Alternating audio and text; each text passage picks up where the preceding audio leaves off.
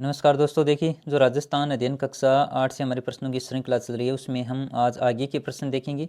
और इससे पहले देखिए हमने राजस्थान अध्ययन कक्षा 9 और 10 है वो काफ़ी महत्वपूर्ण प्रश्न है वो कंप्लीट किए थे। तो चलिए शुरू करते हैं आज के प्रश्न। निम्नलिखित में से कौन कौन सी रियासतें अपना स्वतंत्र अस्तित्व है वो रख सकती थी। देखिए, राजस्थान का जो एकीकरण चल रहा था उस समय इनका विलय किया जा रहा था रियासतों का। तो उनमें से ऐसी कौन सी रियासतें थी जो अपना स्वतंत्र अस्तित्व रख सकती थी। तो देखिए, इसमें जयपुर, जोधपुर, बीकानेर और उदयपुर ये चारों ही रियासतें ऐसी थी जो अपना स्वतंत्र अस्तित्व रख सकती थी। उसके लिए देखिए क्या शर्त थी कि उसकी न्यूनतम आय 1 करोड़ रुपए वार्षिक होनी चाहिए और उसकी जनसंख्या है वो लगभग 10 लाख है वो जनसंख्या होनी चाहिए थी। ये शर्तें थी और ये शर्तें ये चारों ही रियासतें पूरी करती थी, जयपुर, जोधपुर, बीकानेर और उदयपुर। तो ये सभी थी, इसका सही आंसर हो जाएगा उपयुक्त सभी। नेक्स्ट है, एकीकरण का प्रथम प्रयास किसके द्वारा किया गया था। ऑप्शन में दिए गए हैं उदयभान सिंह, भीम सिंह, शार्दुल सिंह और जसवंत सिंह। तो देखिए इसका जो सही आंसर है हो जाएगा कोटा के भीम सिंह के द्वारा एकीकरण का प्रथम प्रयास किया गया था। देखिए, कोटा के बाद में मेवाड़ के महाराणा थे, उन्होंने भी 25 व 26 जून 1946 को इसी प्रक्रिया को आगे बढ़ाते हुए उदयपुर में राजस्थान, गुजरात और मालवा शासकों का एक सम्मेलन बुलाया था। तो इस प्रकार से अगर आपसे पूछा जाए तो प्रथम प्रयास की नज़र से देखें तो वो भीम सिंह थे कोटा के। आगे देखते हैं, एकीकरण के पूर्व राजस्थान में 3 ठिकाने थे और निम्नलिखित में से कौन सा राजस्थान का वो एक ठिकाना नहीं था। विकल्प में अजमेर, लावा, कुशलगढ़ और नीमराना। तो देखिए कितने ठिकाने थे, 3 ठिकानों में कौन सा शामिल इसमें नहीं था। तो अजमेर मेरवाड़ा था ना, वो केंद्र शासित प्रदेश में आता था। उसके अलावा देखिए लावा, कुशलगढ़ और नीमराना ये 3 ठिकाने थे और 19 रियासतें, एकीकरण से पूरे राजस्थान में 19 रियासतें थी। आगे का प्रश्न देखते हैं, राजस्थान के एकीकरण के समय मत्स्य संघ की राजधानी है वो किसे बनाया गया था। मत्स्य संघ की राजधानी मतलब राजस्थान के एकीकरण का प्रथम चरण जो 17 या 18 मार्च 1948 से प्रारंभ हुआ था। कहीं पर आपको 17 मार्च लिखा हुआ मिलेगा और कहीं पर 18 मार्च, लेकिन जो राजस्थान अध्ययन है उसमें दोनों ही तिथियां दी गई हैं, 17 से 18 मार्च, 17-18 मार्च 1948। तो देखिए, जो राजस्थान के एकीकरण के समय मत्स्य संघ की जो राजधानी है वो किसे बनाया गया था। ऑप्शन नंबर फर्स्ट है सही माना जाएगा, अलवर को मत्स्य संघ की राजधानी बनाया गया था। और देखिए धौलपुर शासक जो उदयभान सिंह थे उनको राज प्रमुख बनाया गया था और शोभाराम कुमावत को प्रधानमंत्री बनाया गया था। तो देखिए इनको भी आपको ध्यान में रखना है। अभी स्कूल व्याख्याता में भी ये पूछा गया था कि राज प्रमुख है वो कहाँ के शासक को बनाया गया था। तो हो सकता है आपसे उदयभान सिंह पूछ लिया, नाम भी पूछा जा सकता है। जैसे प्रधानमंत्री शोभाराम कुमावत को बनाया गया था, तो वैसे ही धौलपुर के जो शासक थे उदयभान सिंह उनको राज प्रमुख बनाया गया था। आगे देखते हैं, एकीकरण के प्रथम चरण मत्स्य संघ का प्रधानमंत्री है वो किसे नियुक्त किया गया था। देखिए इसकी चर्चा हमने अभी की है। जो एकीकरण का प्रथम चरण था 17 से 18 मार्च 1948, मत्स्य संघ उसकी राजधानी किसे बनाया था, अलवर को। और वहाँ का जो राज प्रमुख है वो किसे बनाया गया था, धौलपुर के शासक उदयभान सिंह को। और अब इस प्रश्न में पूछा गया है कि प्रधानमंत्री है वो किसे नियुक्त किया गया था। तो देखिए इसका जो सही आंसर हो जाएगा शोभाराम कुमावत को, यानी ऑप्शन नंबर सेकंड इसका सही आंसर हो जाएगा। शोभाराम कुमावत को मत्स्य संघ यानी राजस्थान के एकीकरण के प्रथम चरण का वो प्रधानमंत्री बनाया गया था। और राज प्रमुख का भी आपको ध्यान में रखना है, ये कौन थे, उदयभान सिंह धौलपुर शासक। आगे देखिए, 18 अप्रैल 1948 को राजस्थान एकीकरण के तीसरे चरण का उद्घाटन है वो किसके द्वारा किया गया था। तीसरा चरण कब, 18 अप्रैल 1948 को। देखिए इसका पूछा गया है उद्घाटन किसके द्वारा किया गया था। तो ये किया गया था जवाहरलाल नेहरू के द्वारा, यानी ऑप्शन नंबर सेकंड इसका सही आंसर हो जाएगा। पहला और दूसरा चरण था उन दोनों का देखिए उद्घाटन किया गया था एन वी गॉडगिल के द्वारा। और तीसरे चरण का उद्घाटन है वो जवाहरलाल नेहरू के द्वारा। और चतुर्थ चरण का वल्लभ भाई पटेल के द्वारा उद्घाटन किया गया था। तो इस प्रकार से आपको ध्यान में रखना है, गॉडगिल उसके बाद में जवाहरलाल नेहरू और उसके बाद में वल्लभ भाई पटेल। आगे देखते हैं, मत्स्य संघ का विलय वो कब किया गया। अब यहाँ पर आपको ध्यान देने योग्य बात यह है कि कई बार आप जल्दबाजी में कर देते हैं कि मत्स्य संघ का जो निर्माण हुआ था प्रथम चरण में वो डेट ध्यान में रखते हैं कि 18 मार्च 1948 ये सही होगा। लेकिन यहाँ पर देखिए क्या पूछा जा रहा है, मत्स्य संघ का राजस्थान के एकीकरण में कौन से चरण में विलय किया गया था या कब किया गया था।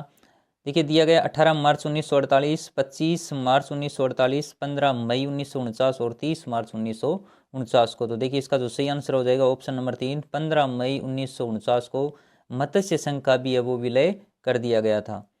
आगे देखते हैं, राजस्थान एकीकरण के चतुर्थ चरण का राज प्रमुख है वो किसे बनाया गया था। देखिए एकीकरण की जो प्रक्रिया चली थी वो 7 चरणों में चली थी और प्रत्येक चरण की आपको राजधानी, राज प्रमुख और प्रधानमंत्री है, तो वो सभी आपको ध्यान में रखने हैं कि कौन से चरण की राजधानी किसे बनाया गया था। अब इसमें जो पूछा गया राजस्थान एकीकरण के कौन से चरण की, चौथे चरण का वो राज प्रमुख वो किसे बनाया गया था, मान सिंह द्वितीय को, हीरालाल शास्त्री, भूपाल सिंह या फिर सरदार वल्लभ भाई पटेल को। तो इसका जो सही आंसर हो जाएगा मान सिंह द्वितीय को राज प्रमुख है वो बनाया गया था। और जो हीरालाल शास्त्री थे इनको देखिए प्रधानमंत्री बनाया गया था चौथे चरण का, और भूपाल सिंह थे इनको महाराजा प्रमुख भी बनाया गया था।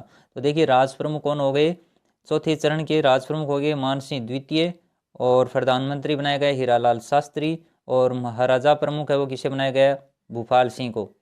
देखिए चौथा चरण है, इसकी तिथि अगर आपसे पूछी जाए तो 30 मार्च आपको ध्यान में रखना है।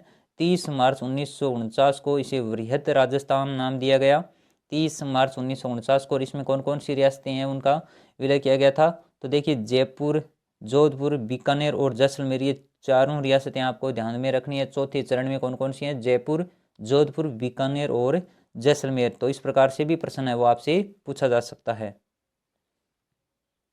आगे देखते हैं, राजस्थान एकीकरण के समय झालावाड़ का सिरोंज क्षेत्र वो किसे सौंपा गया था। देखिए काफी महत्वपूर्ण प्रश्न है।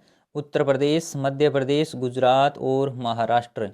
तो देखिए जो राजस्थान का एकीकरण चल रहा था उसमें झालावाड़ का एक क्षेत्र था सिरोंज, उस सिरोंज क्षेत्र को किसे सौंपा गया था, ऑप्शन नंबर सेकंड इसका सही आंसर हो जाएगा, मध्य प्रदेश को सौंपा गया था।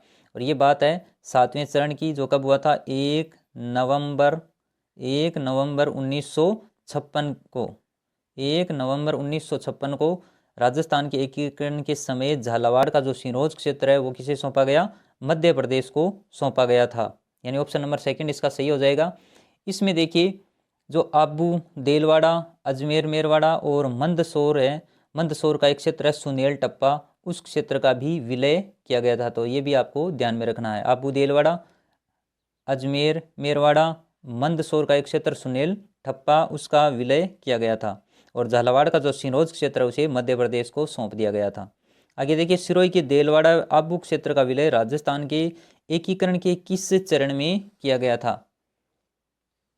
इसका जो सही आंसर है देखिए हो जाएगा 7वें चरण में। अभी हमने इसकी चर्चा की कि सिरोही का विलय एक बार सेकंड ग्रेड में पूछा भी गया था कि सिरोही का विलय कितने चरणों में हुआ था, तो 2 चरणों में, कुछ इस 6वें में और फिर 7वें चरण में। देलवाड़ा व आबू क्षेत्र वो 6वें चरण में शामिल नहीं किया गया था, तो देलवाड़ा और आबू क्षेत्र का विलय वो 7वें चरण में किया गया था। उसका सही आंसर हो जाएगा ऑप्शन नंबर 4। और ये 7वां चरण कब होता है, 1 नवंबर 1956 को। निम्नलिखित में से किन रियासत के शासकों ने तात्या टोपे का सहयोग नहीं किया था। देखिए विकल्प में दिए गए जयपुर, मारवाड़ और मेवाड़। तो देखिए जो ये तीनों हैं इनमें से किसी ने भी तात्या टोपे का वो सहयोग नहीं किया था। सही आंसर हो जाएगा ऑप्शन नंबर 4। नेक्स्ट है, संयुक्त राजस्थान 18 अप्रैल 1948 के राज प्रमुख है वो किसे बनाया गया था। ऑप्शन में दिए गए माणिक्य लाल वर्मा, भूपाल सिंह, मान सिंह द्वितीय और हीरालाल शास्त्री। तो बताइए देखिए संयुक्त राजस्थान के राज प्रमुख है वो किसे बनाया गया था। ऑप्शन नंबर सेकंड इसका सही आंसर हो जाएगा भूपाल सिंह को, और प्रधानमंत्री बनाया गया था माणिक्य लाल वर्मा को। अब देखिए नीचे के 2 ऑप्शन, मान सिंह द्वितीय ये चतुर्थ चरण के राज प्रमुख थे, और हीरालाल जो शास्त्री हैं ये चौथे चरण के प्रधानमंत्री है वो बनाए गए थे। तो ये दोनों चौथे चरण से संबंधित हैं, इनका भी ध्यान में रखिएगा। और संयुक्त राजस्थान 18 अप्रैल 1948 के राज प्रमुख बनाए गए थे भूपाल सिंह, और संयुक्त राजस्थान के जो प्रधानमंत्री है वो बनाए गए थे माणिक्य लाल वर्मा को। चलिए आगे देखते हैं, राजस्थान एकीकरण के किस चरण का उद्घाटन सरदार वल्लभ भाई पटेल के द्वारा किया गया था। देखिए अभी हमने पीछे एक प्रश्न में चर्चा की थी कि जो राजस्थान के प्रथम और द्वितीय चरण उसका उद्घाटन गौडगिल के द्वारा किया गया था, और तीसरे चरण का जवाहरलाल नेहरू के द्वारा किया गया था और चौथे चरण का उद्घाटन वो सरदार वल्लभ भाई पटेल के द्वारा किया गया था। तो इसका जो सही आंसर हो जाएगा ऑप्शन नंबर 4। और चतुर्थ चरण देखिए कब हुआ था, ये 30 मार्च 1949 को। आगे का प्रश्न है, राजस्थान दिवस निम्नलिखित में से कब मनाया जाता है? 15 अगस्त, 30 मार्च, 15 मई या फिर 1 नवंबर को। अब आप कंफ्यूज हो सकते हैं, 30 मार्च और 1 नवंबर 1956 को जो राजस्थान के एकीकरण की प्रक्रिया वो संपन्न हुई थी। तो हो सकता है आप इसमें कई बार कंफ्यूज हो जाते हैं कि हो सकता है इसी दिन राजस्थान दिवस के रूप में मैंने स्थापना दिवस अगर पूछा जाता है, कई बार राजस्थान दिवस ने देकर के ऐसे पूछा जाता है कि राजस्थान का स्थापना दिवस कब मनाया जाता है। तो देखिए इसका जो सही आंसर हो जाएगा 30 मार्च को, और 1 नवंबर 1956 को राजस्थान के एकीकरण की प्रक्रिया वो संपन्न हुई थी। नेक्स्ट है, राजस्थान एकीकरण के समय निम्नलिखित में से कौन सी रियासत का विलय दूसरे चरण में वो नहीं किया गया था? ऑप्शन में दिए गए बांसवाड़ा, कोटा, किशनगढ़ और जयपुर। तो इसका जो सही आंसर है हो जाएगा ऑप्शन नंबर 4, जयपुर का इसमें विलय नहीं किया गया था। इसमें बांसवाड़ा, कोटा और किशनगढ़।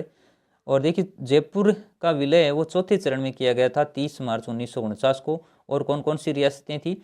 जयपुर, जोधपुर, जैसलमेर और बीकानेर। इन 4 रियासतों का विलय कई बार एग्जाम में पूछा जाता है। जयपुर, जोधपुर, जैसलमेर के साथ में किसी और रियासत का नाम दे दिया जाता है और पूछा जा सकता है कि चौथे चरण में इनमें से कौन सी रियासत है वो शामिल नहीं थी। तो देखिए इसका ध्यान में रखना आपको, जयपुर, जोधपुर, जैसलमेर, बीकानेर, इन सभी का विलय चौथे चरण में 30 मार्च 1949 को वो किया गया था। आगे देखते हैं, माणिक्य लाल वर्मा को राजस्थान एकीकरण के कौन से चरण का प्रधानमंत्री वो नियुक्त किया गया था? प्रथम चरण, द्वितीय चरण, तृतीय चरण या फिर चतुर्थ चरण? तो इसका जो सही आंसर हो जाएगा ऑप्शन नंबर 3। देखिए तीसरे चरण का प्रधानमंत्री है वो किसे बनाया गया था? माणिक्य लाल वर्मा को, जिसे संयुक्त राजस्थान यानी 18 अप्रैल 1948 को जो राजस्थान का एकीकरण का तीसरा चरण था उसका वो प्रधानमंत्री है वो माणिक्य लाल वर्मा को बनाया गया था। नेक्स्ट है, राजस्थान के किस भौगोलिक क्षेत्र में जनसंख्या घनत्व है वो सबसे कम पाया जाता है? पूर्वी मैदानी क्षेत्र, मरुस्थलीय प्रदेश, हाड़ौती का पठार या फिर अरावली पर्वतमाला? तो इसका जो सही आंसर वो क्या हो जाएगा? मरुस्थल का सबसे कम पाया जाता है। देखिए ऑप्शन नंबर 2 इसका सही आंसर हो जाएगा। मरुस्थलीय प्रदेश का है वो जनसंख्या घनत्व सबसे कम पाया जाता है 130 के आसपास। और सर्वाधिक की अगर बात की जाए तो वो हो जाएगा पूर्वी मैदानी क्षेत्र का 332 के लगभग। तो इनका थोड़ा ध्यान में रखिएगा। आगे देखते हैं, राजस्थान में न्यूनतम लिंगानुपात किस जिले का है? आसान सा प्रश्न है। कोटा, धौलपुर, जोधपुर या फिर अलवर? तो इसका जो सही आंसर हो जाएगा ऑप्शन नंबर 2 धौलपुर का। और कितना है इसका लिंगानुपात? 846। चलिए नेक्स्ट है, राजस्थान की एकमात्र जनजाति जिसे भारत सरकार ने आदिम जनजाति समूह की सूची में शामिल किया। देखिए ये काफ़ी महत्वपूर्ण प्रश्न रहेगा आपकी परीक्षा की दृष्टि से, क्योंकि राजस्थान की जनजातियां सीधा टॉपिक लगता है, चाहे सेकंड ग्रेड हो या रीट मुख्य परीक्षा हो। और भी प्रश्न है काफ़ी महत्वपूर्ण है, एग्जाम की दृष्टि से पूछे जाने योग्य प्रश्न है ये। भील, मीणा, गरासिया या फिर सहरिया? तो इसका जो सही आंसर हो जाएगा ऑप्शन नंबर 4, जो सहरिया जनजाति है राजस्थान की एकमात्र जनजाति है जिसे भारत सरकार के द्वारा आदिम जनजाति समूह की सूची में वो शामिल किया गया है।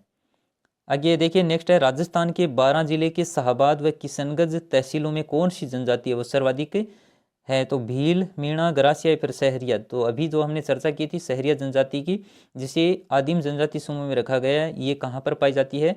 ये राजस्थान के 12 जिले के शाहबाद और किशनगंज तहसीलों में। कौन कौन सी? शाहबाद और किशनगंज तहसीलों में ये सर्वाधिक पाई जाती है। और देखिए राज्य की जो लगभग अगर आपसे अनुसूचित जनजाति की संख्या पूछी जाती है तो ये आंकड़ा थोड़ा सा ध्यान में रखना है, 13.5% है वो राजस्थान में अनुसूचित जनजाति की जनसंख्या है। तो ये भी थोड़ा सा ध्यान में रखिए। तो ये थे आज के अपने महत्वपूर्ण प्रश्न। मिलेंगे अगले वीडियो के साथ, तब तक के लिए धन्यवाद।